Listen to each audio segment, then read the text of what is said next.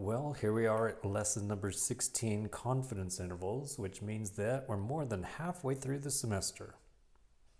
So in this problem, we've got 850 registered voters, so that's the sample size, n equals 850. And 632 of them voted in the last election. So x equals 632. And then if you divide those two, that's called p hat. So 632 divided by 850. So that gives us the proportion or the percent that actually voted.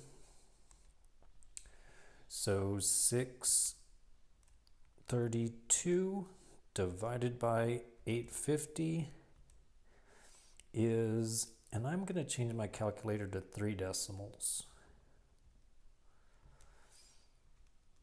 All right, redo that for 3 decimals.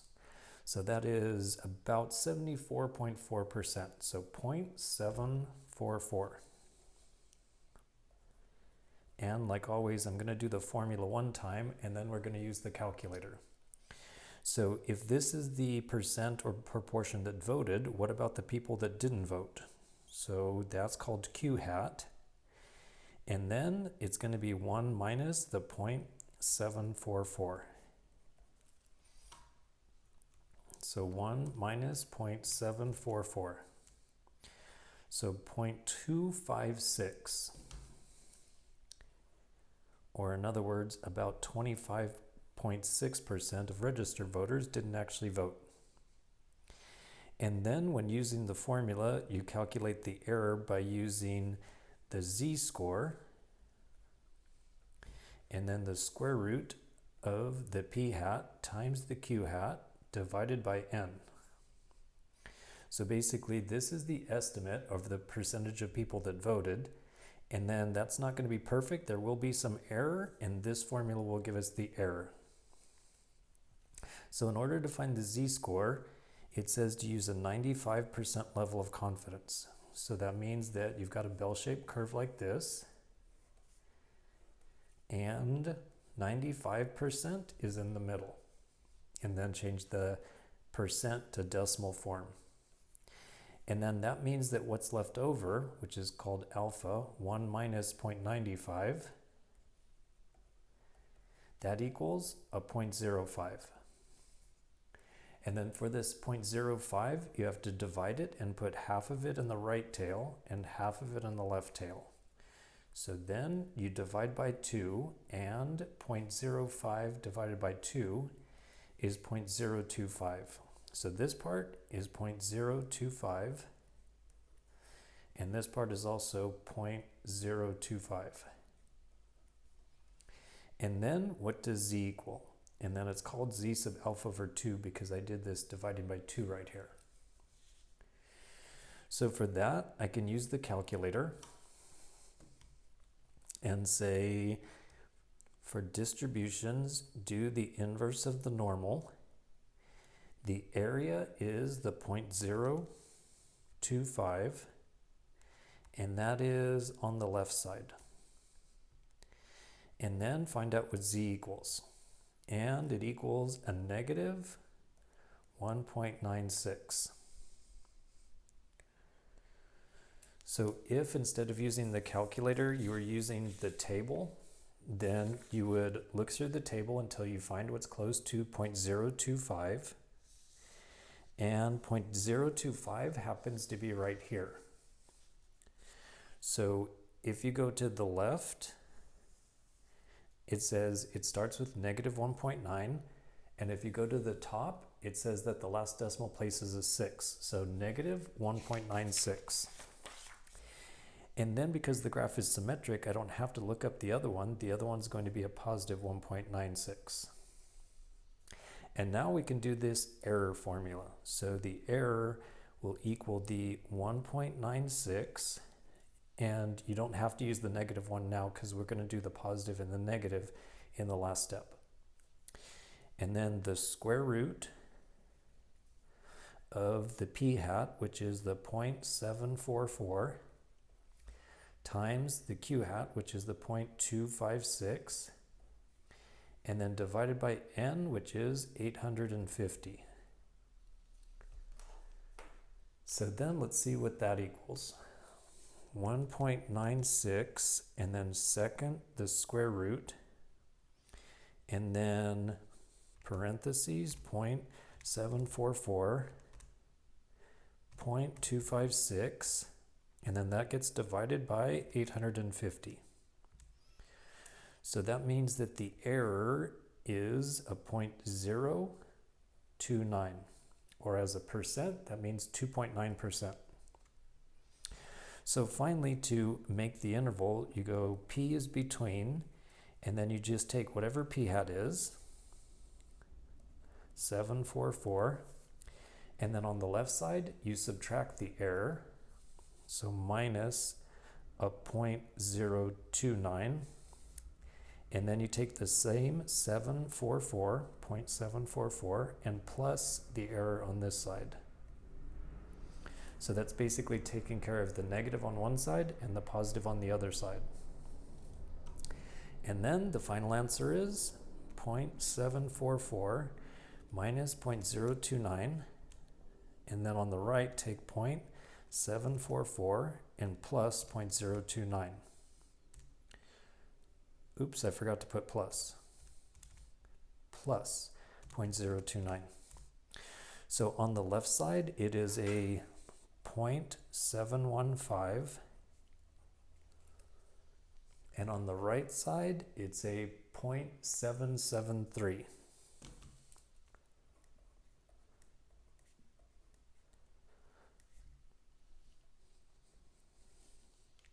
I was just making sure that that did say 0.773, and it does.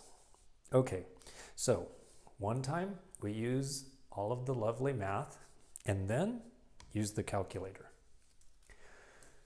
So for using the calculator, go to Stat, and then over to Tests, and then go down until you find letter A, which says 1 proportion z interval. And this is sort of bright. Let me just, there you go. That looks a little bit better. And then you tell it what x is. Now I always write down n first and then x, but on the calculator they do have them switched. So make sure you put the x, the smaller number, first. 632 people voted out of 850. Tell it the confidence level, and that does need to be in decimal form, so 0.95, and then calculate. And it says, so it basically did all of this math, although here it used 13 decimals, here it used 13 decimals, here it used 13 decimals. So using the calculator is not only faster, easier, it's even a little bit more accurate. Like this, I got 715, they got 714. On the right, they got 773, I got 773. So from now on, we'll use the calculator. But look at that, it was fun using all those formulas at least once. So this is basically saying somewhere between 71.5% and 77.3% of the voters actually voted. And now, let me make it brighter again. Okay. So for 3 calculus classes, there was a total of 98 students. N equals 98. 72 of them passed, which means a C or better. And then make the 98% confidence interval. And since we're using the calculator, we can go straight to it. So go to Stat, over to Tests, and then go down to, which is the 11th one on the list, 1 proportion z interval. And in my classes, I write down what we're using, so when you look back at it, then you remember what are you supposed to use. So the 1 proportion z interval, and then tell it the x first, so that's 72, and then the n is 98, And then by a strange coincidence, I used 98 for the confidence level. And then it goes straight to the answer. So you should write down the p-hat and then the interval.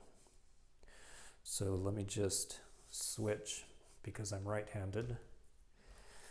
So p-hat equals a 0.735, which is saying that 73.5% of the students passed the class. And then this is basically predicting the future. So basically you could then say, well, the next semester, somewhere between 63.1%, maybe as high as 83.8% of the calculus students will pass. Oh, sorry, I didn't notice that was off the screen. So 0.838 on the right and 0.631 on the left. And one more example. Compare these two basketball players. So they both play for the Golden State Warriors. This is Steph Curry, Klay Thompson. And they're both excellent at three-point shots. So Steph Curry, he attempted 114 three-point shots and he made 44. And in the same number of games, which was the last 10 games, then Klay attempted 91 three-point shots and he made 41. And then use two confidence intervals to compare them. So basically make one confidence interval for Steph Curry, make one for Klay Thompson, and then compare them. Notice that in the other examples, I said to use 95% level of confidence, and then I said use 98% level of confidence. But in this one, I did not say what to use for the level of confidence. Whenever it's not said, then use 95%.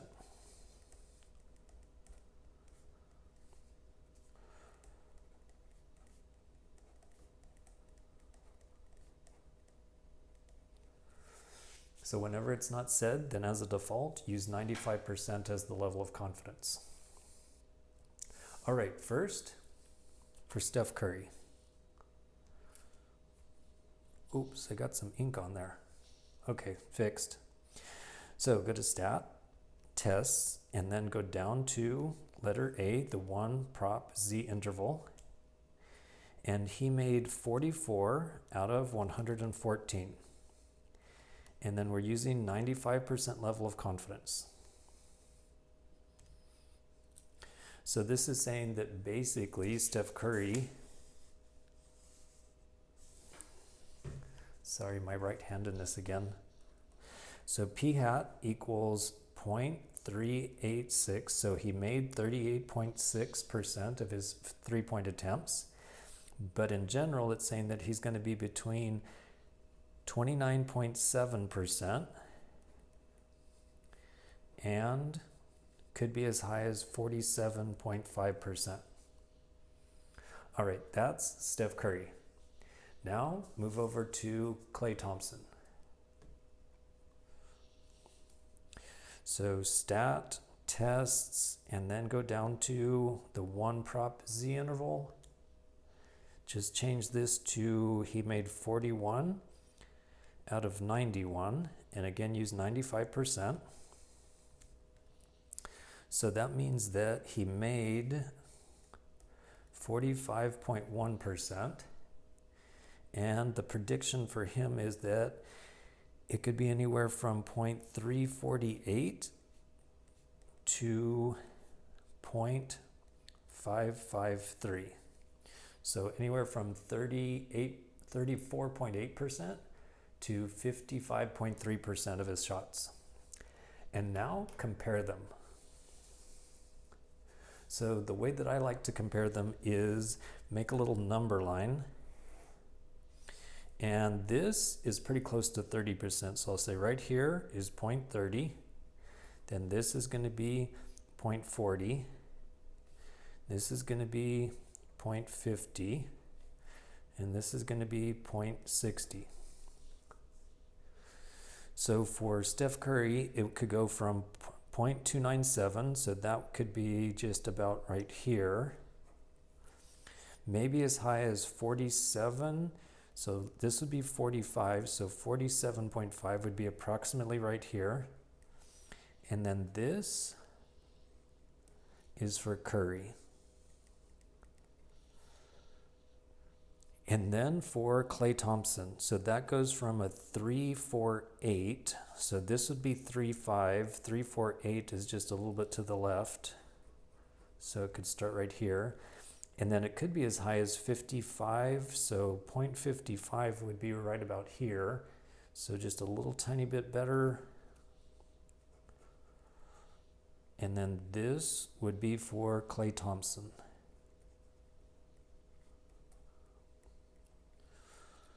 And then you can see by this little graph that there is a chance that they're equally good, but this is better and this for Curry is worse.